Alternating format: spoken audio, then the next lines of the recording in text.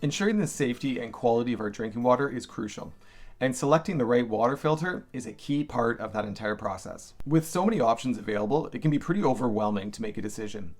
So in this lesson, we'll explain the factors that you need to consider to ensure that you find the right solution for your needs. First, let's talk about the budget. Water filtration systems come in a whole wide range of prices, from affordable pitcher filters to more expensive reverse osmosis systems. So you've got to consider how much you're willing to invest in your water filtration solution and keep that in mind as we explore all of these factors. Next, consider portability. Do you prefer a portable system like a countertop or a pitcher filter, or a plumbed-in system?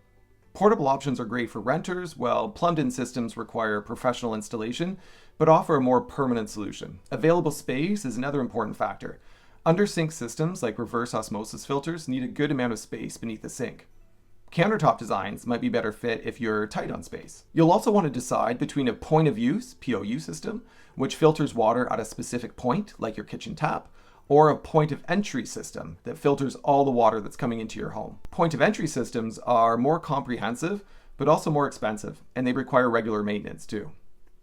If you just need filtered water for drinking and cooking, a point of use system installed under the sink is a pretty good economical choice.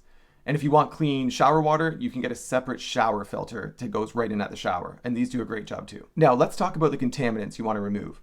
You can have your water professionally tested to identify the specific issues that you need to address, so let us know if you'd like a referral here.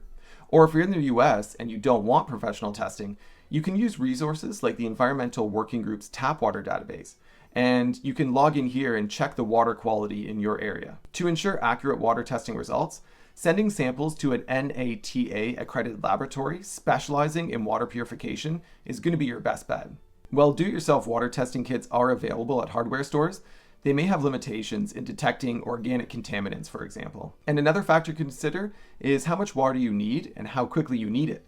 So you might need a plumbed-in system if you have a large, busy family, whereas if you're a couple or a smaller family, a countertop system might be sufficient for you. Your water source also plays a role when choosing the right filter. So tap water may require activated carbon filters, sediment pre-filters, or reverse osmosis systems. A combination of sediment pre-filters, UV sterilizers, ion exchange resin filters may be the best if you have bore water.